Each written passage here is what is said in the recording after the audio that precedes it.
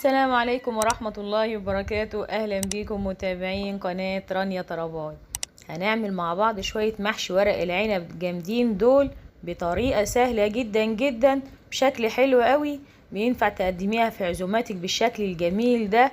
هتنزل الحلة معاكي كده حاجة واحدة من غير ما يتفك منك، ومفيش حبات رز بتطلع بره. وهنعمل مكنة لف ورق عنب في 5 دقايق، مش هياخد مننا وقت خالص.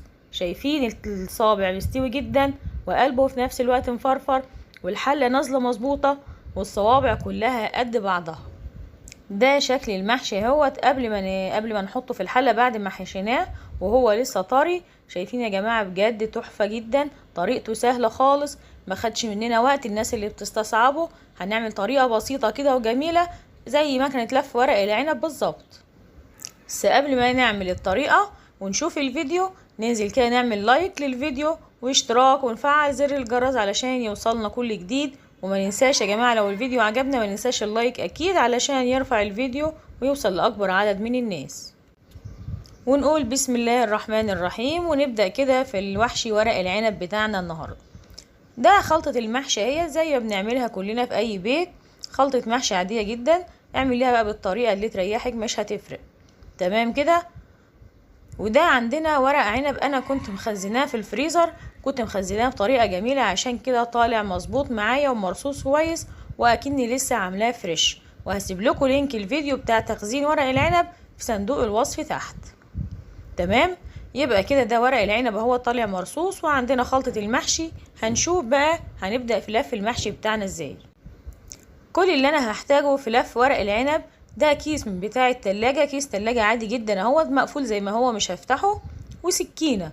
مش هحتاج معايا اكتر من كده. ودي هتكون مكنة لف ورق العنب بتاعتي اللي هطلع لي الصوابع كلها شكل واحد ومقاس واحد، نفس الشكل بتاع مكنة لف ورق العنب بالظبط، ويمكن كمان احسن لانك بتتحكمي فيها وبتخلي الصابع معاكي جامد وكويس ومقفول بشكل حلو.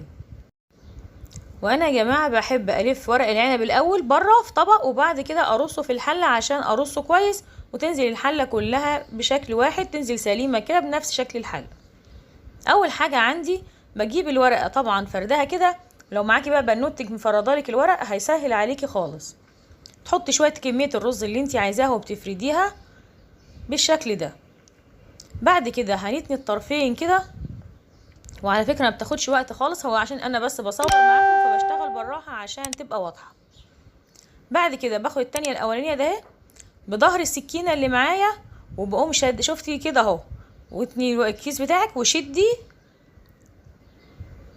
شايفين شكل الصابع طالع عامل ازاي؟ عامل زي القلم، حتى لو في طرف صغير كده منه مفيش مشكله اتنيه.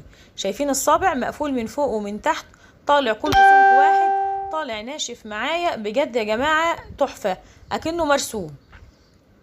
انا بقى هرص في الطبق هنا لحد ما اخلص كميه المحشي كلها وارجع ارصها في الحل. طريقه فعلا سهله وجميله، انا ما بحشيش ورق العنب الا بالطريقه دي، ما بياخدش وقت وانا واقفه كده اهوت على الرخامه مش قاعده حتى ولا حاجه، وبعمله بسرعه.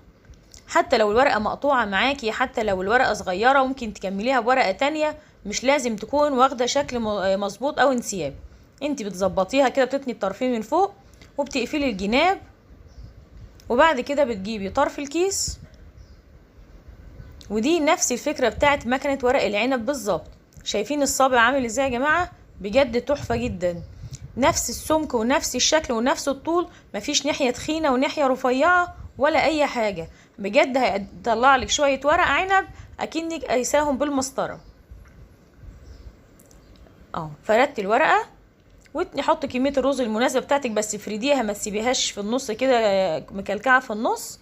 بعد كده اهو بطرف الكيس امسكيه وبظهر السكينه وشدي بالشكل ده. متهيألي طريقه سهله وبسيطه خالص، وانتي طبعا انا قلتلك انا بعمل بالراحه علشان بصور لك. شايفين الصابع عامل ازاي؟ بجد يا جماعه جميل. طبعا انا سرعت بقى الفيديو شويه علشان ما اطولش عليكم.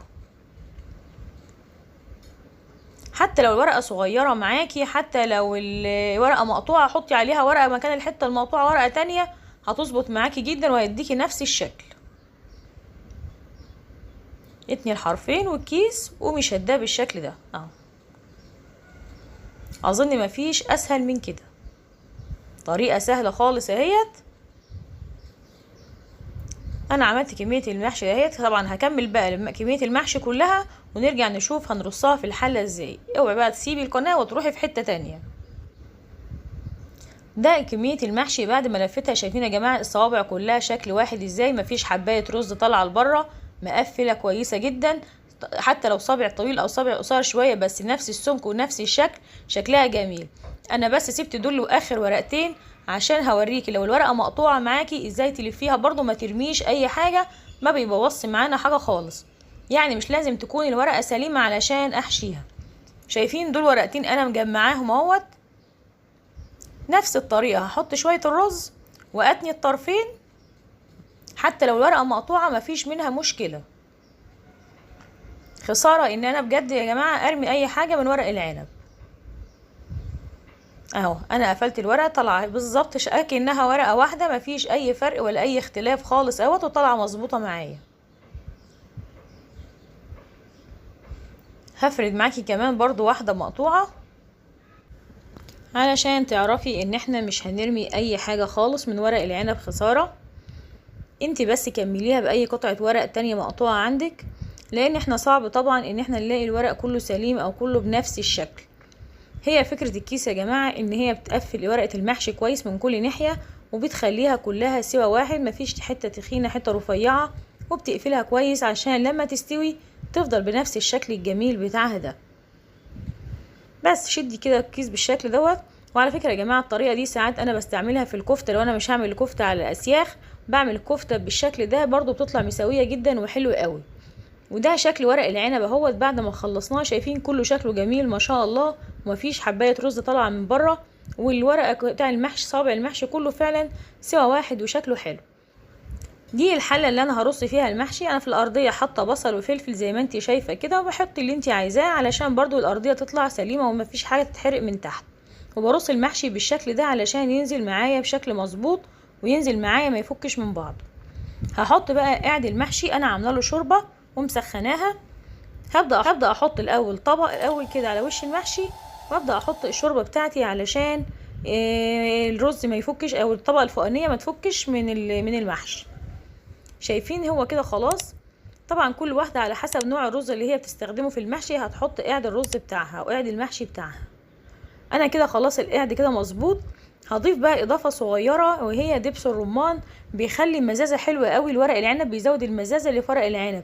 او لو ممكن ما عندكيش دبس رمان ممكن تضيفي عصير ليمون برضو كويس. ده الدبس اللي انا بستخدمه اهوت، بصراحة مزازته حلوة.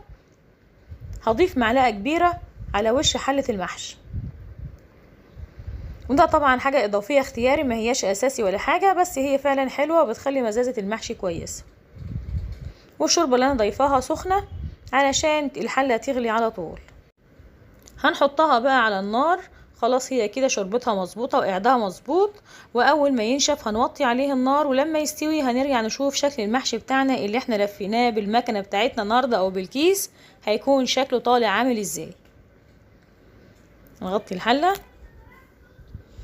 كده تمام كده. الحلة بتاعتنا ان شاء الله مظبوطة جدا وطريقتها حلوة.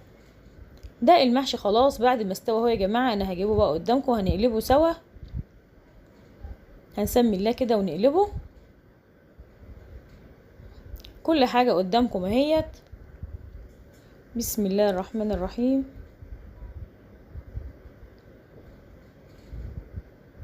شايفين ما شاء الله طالع مظبوط جدا ازاي وطالع حلو قوي. طبعا البصل والحاجة اللي فوق عامله له ارضية حلوة. طبعا كده انا حافظت على حلة المحشي بتاعتي من اول سطر لاخر سطر.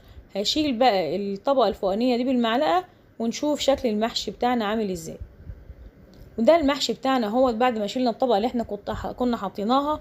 شايفين بجد يا جماعة شكله جميل جدا، طالع مستوي خالص. كل صابع مفيش صابع ماسك في اخوه، مفيش رز بره، طالع شكله حلو وكله مقاس واحد.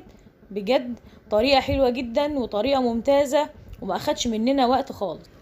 شايفين الصابع مستوي جدا والرز في قلبه بجد حلو قوي مفرفر خالص، ومفيش ارضية للحلة بتاعت المحشي، والصوابع كلها طالعة شكل واحد ومقاس واحد.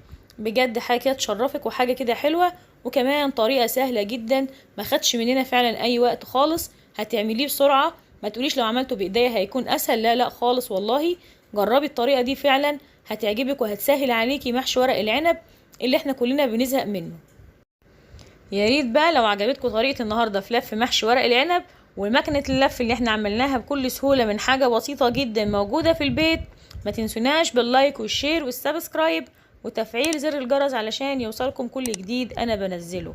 واشوفكم في فيديوهات تانية جديدة، والسلام عليكم ورحمة الله وبركاته.